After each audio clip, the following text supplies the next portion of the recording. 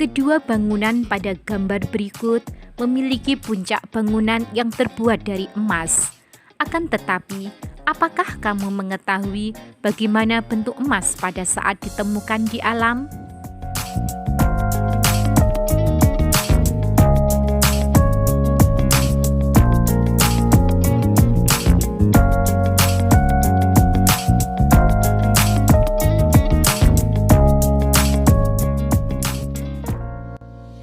Perhatikan semua benda di sekitarmu.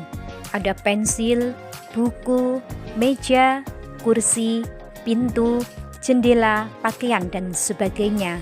Tersusun dari apakah benda-benda tersebut? Semua benda yang ada di bumi kita tersusun dari materi. Ilmuwan menggolongkan materi berdasarkan komposisi dan sifatnya. Berdasarkan komposisinya, materi yang ada di alam dapat diklasifikasi menjadi zat tunggal dan campuran. Zat tunggal terdiri dari unsur dan senyawa, sedangkan campuran terdiri dari campuran heterogen dan campuran homogen. Untuk lebih jelasnya, yuk simak video ini sampai tuntas. Kami ada untuk kamu, kamu ada untuk kami. Dukung kami dengan klik subscribe dan bunyikan notifikasi. Unsur. Unsur merupakan zat tunggal yang tidak dapat diuraikan lagi menjadi zat yang lebih sederhana dengan proses kimia biasa. Sebongkah emas apabila dibagi terus sampai bagian yang terkecil akan menjadi atom emas. Banyak sekali unsur yang ada di alam dapat kamu jumpai dalam kehidupan sehari-hari, misalnya besi, timah, seng, tembaga, dan nikel. Para ahli kimia juga menggunakan simbol atau lambang untuk menunjukkan perbedaan antara unsur kimia yang satu dengan yang lainnya. Ahli kimia sudah menemukan unsur sejak abad ke-9 dan unsur secara bertahap terus berkembang sampai abad ke-20. Unsur di alam dapat dibagi menjadi dua jenis, yaitu unsur logam dan unsur non-logam.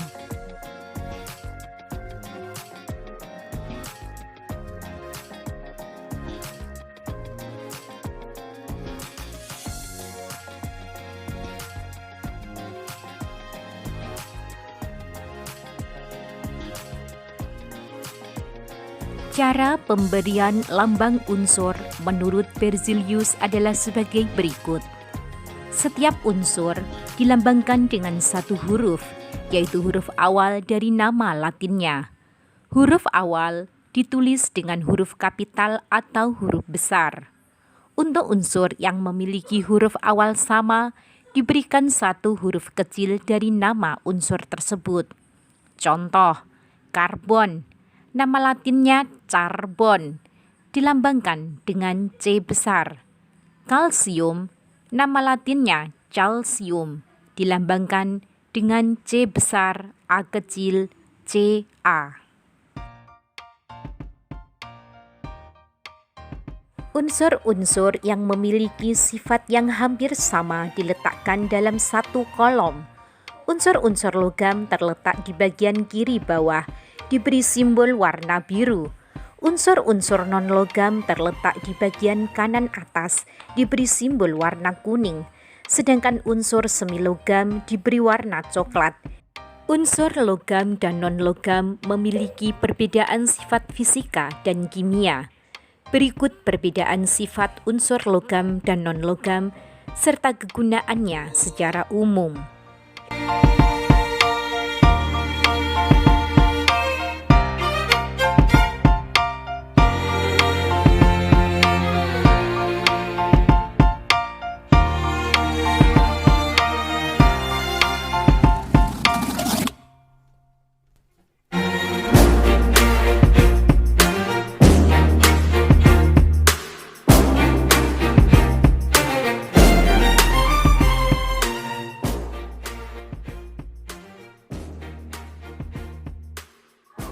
Senyawa.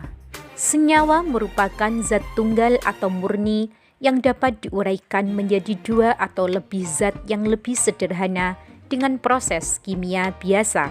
Misalnya, air yang memiliki rumus H2O dapat diuraikan menjadi unsur hidrogen dan oksigen.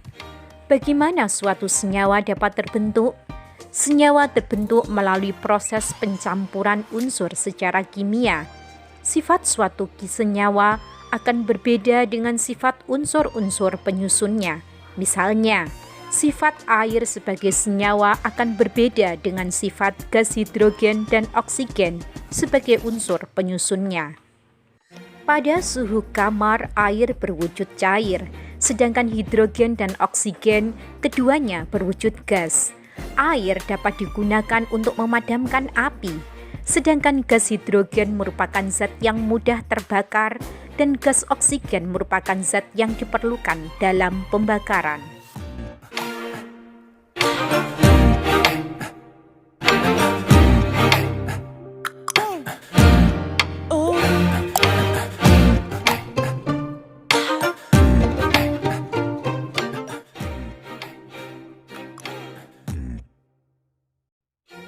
Campuran. Campuran adalah suatu materi yang terdiri atas dua zat atau lebih yang masih mempunyai sifat zat asalnya. Contoh beberapa campuran yang sering kita jumpai dalam kehidupan sehari-hari adalah susu coklat, air sungai, udara, batuan, garam beriodium, dan paduan logam. Campuran dibedakan menjadi dua, yaitu campuran homogen dan campuran heterogen. Campuran homogen. Campuran homogen adalah campuran yang tidak dapat dibedakan zat-zat yang tercampur di dalamnya. Contoh dari campuran homogen ini adalah larutan gula, larutan garam, dan sirup. Campuran heterogen. Campuran heterogen terjadi karena zat yang tidak dapat bercampur satu dengan yang lain secara sempurna, sehingga dapat dikenali zat penyusunnya. Contoh dari campuran heterogen adalah campuran antara pasir dan air, serta campuran antara minyak dan air.